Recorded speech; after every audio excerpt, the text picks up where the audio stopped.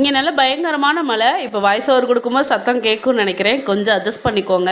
வழக்கம் போல் எந்திரிச்சு அடுப்பெல்லாம் க்ளீன் பண்ணிவிட்டு அப்படியே பால் காய வச்சுட்டேன்.